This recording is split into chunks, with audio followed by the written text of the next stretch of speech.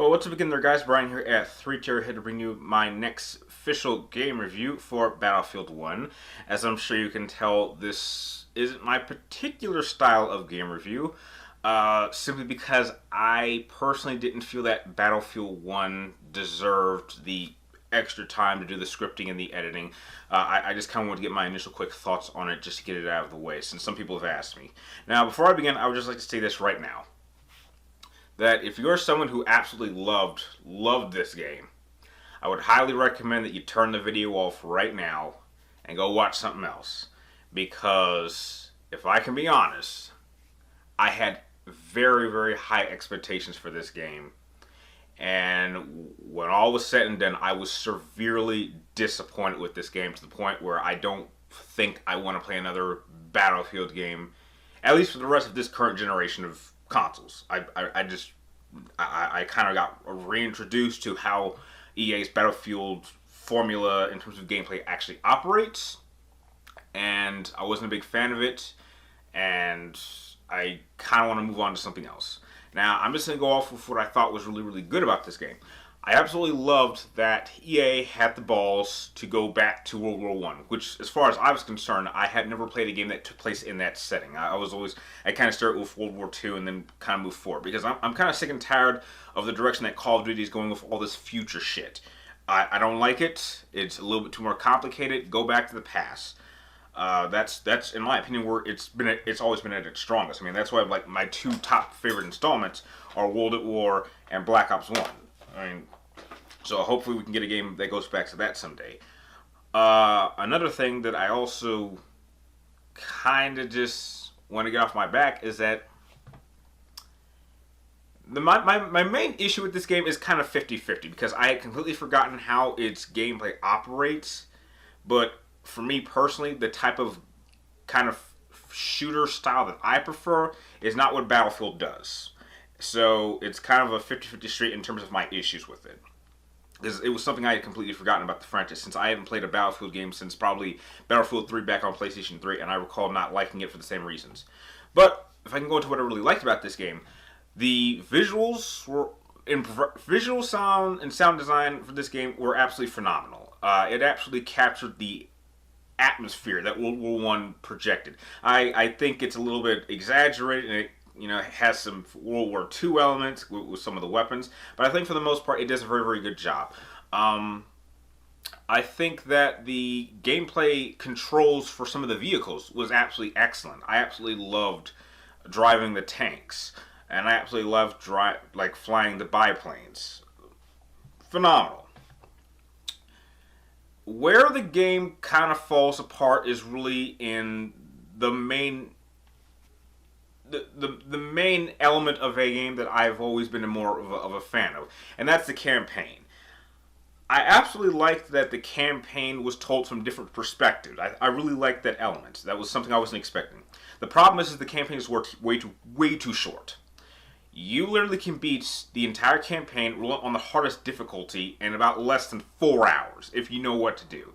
First time I played through this game, I played on normal difficulty, just to understand exactly how everything works. And I just felt that it was really way too short and way too easy on normal difficulty. I think that out of the 5 campaigns, I think I only died in maybe 2 of them. 3 of them were just like surprisingly way too easy, and it was really because I decided to play it at a much slower pace to kind of use stealth as much as I could. But if I was really playing it with how I usually like to play games, which is very fast paced, just quick thinking, just run through it, I easily could have shaved off another hour. So when I played it again on hard difficulty, now that I knew what to do and where to go, that's exactly what happened. I lost an hour, and the game just felt way too easy. And the campaign was just too short. You don't really get to know all these characters very well. It's very basic. I found that very disappointing, because this was a setting I was really interested in. This is the type of atmosphere that you can tell a great story. I mean, if anything, I would have preferred, if you can't tell a story from 5 different perspectives, then focus on 3. And make the campaign at least 10 to 15 hours at least. Keep it in that range. I mean, heck, the 2 campaigns I really enjoyed the most was the tank and the plane storylines. If anything, I think that they could have taken inspiration from the movie Fury and actually allowing you to get to know your tank crew more better. So when certain members have things happen to them, you feel a little bit more emotional about it, but you don't. They're kind of gone and you don't really care. And then with the airplane campaign, I really thought it could have taken inspiration from the movie Flyboys. I mean, I would have loved to see an entire campaign with this one pilot guy having like a rival on the opposing side, and then you having like this conflict expand over a good period of time. That would have been an incredible campaign. But it didn't do that. It just kind of felt like it was just tacked on and just kind of thrown there just to say, okay, we have a campaign, but very little effort was really put into it. So in terms of the campaign, it completely fails. And it fails even more when we get to the multiplayer. Now, I understand that Battlefield is known for its multiplayer, but I think that my issue with it is that I've never been a fan of Battlefield style. I am more of an arena-based, fast-paced action, just constantly thinking, being on the move, being able to really understand the map very quickly type of player. So something like a Call of Duty, or a Doom, or Wolfenstein, or heck, even recently, Titanfall. Very, very, very fast-paced. That's just what I prefer. But with Battlefield, these maps are way too big. I know that sounds crazy, but this was something I hated in Battlefield 3. I was like playing this, and I just keep getting sniped. I keep getting attacked from these directions. I'm like, I don't know what to do. What's the objective? I was like, am I just trying to take people out? And even in probably the most popular multiplayer mode, I believe called Operations, where you're playing either as the defender or you're playing as the offensive force, where you have to either overrun these certain objectives and you have to do it in stages. I think that just takes way too long, and these maps are way too big. I mean, dear God, this is a sniper's paradise.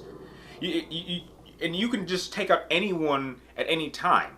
And the fact that I had spent a good number of days with every single multiplayer map and played them for at least an hour to an hour and a half, and in all that time I could not get a single goddamn kill.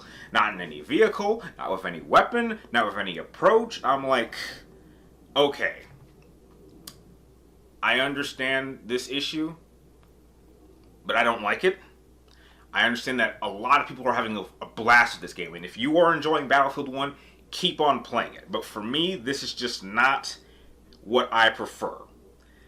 I don't mind strategy. I don't mind having to plan out my moves. I mean, trust me, the most frustrating mission in World at War took weeks of me planning. I literally had to print out a blueprint of the map itself, and I had to plan out my moves. I understand that. I'm not so ignorant that I can't take my time with certain missions. But that was in the campaign. That should never be the case with multiplayer, especially when you're supposed to work with a team. No one is operating like a team. Everyone is just kind of throwing themselves at these objectives, and it's really kind of everybody by themselves. And because of that, it never really feels like a real Battlefield to me. It's like you're throwing on this big map, but everyone is out for themselves. Literally, the only time I ever won a match was when I put the controller down and just did nothing. I mean, this image here was really all I was doing every single multiplayer map. That is the most fun I had in this game, was literally just shooting my channel's initials in the ground. And it just felt like I was more helpful to my team by doing nothing. And when a game makes me feel that way, that's a big problem. And I don't put this as a fault on the game, because this is the style it's been sticking to its entire franchise length. So that's not so much a problem with the game, but more of a problem with me. But that still is no excuse.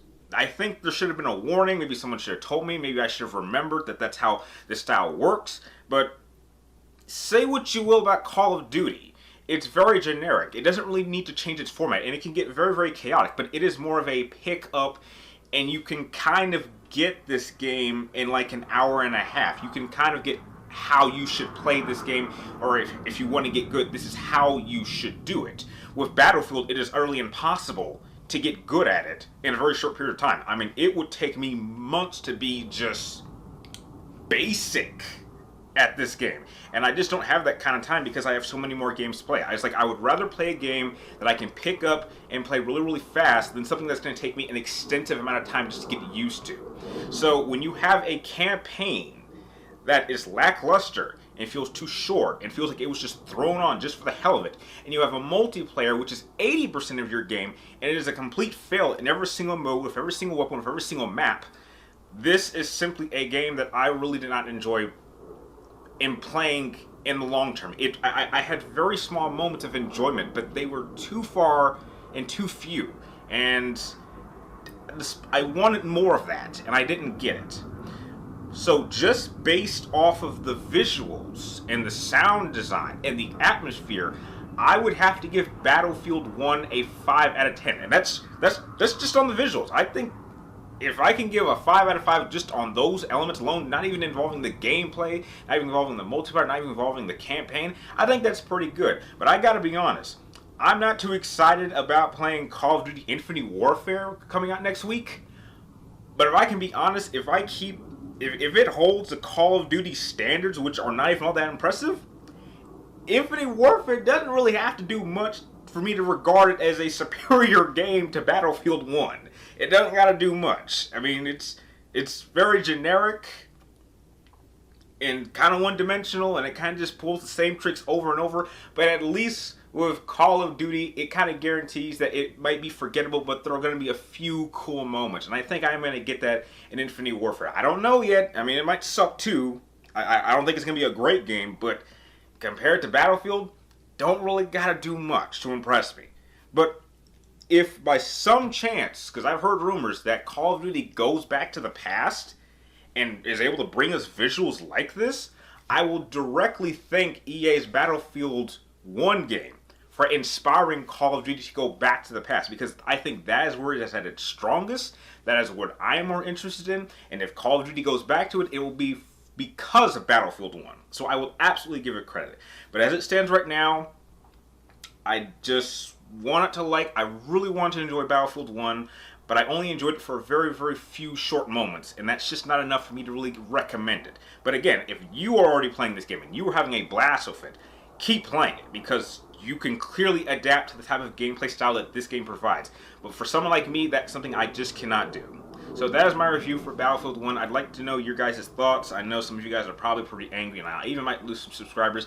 I'm sorry, that's just how I feel personally. So with that out of the way, that is my review. If you liked or disliked this video, be sure to give your thoughts in the comments down below. And like always, thank you guys for watching. You're awesome, and I will see you next time.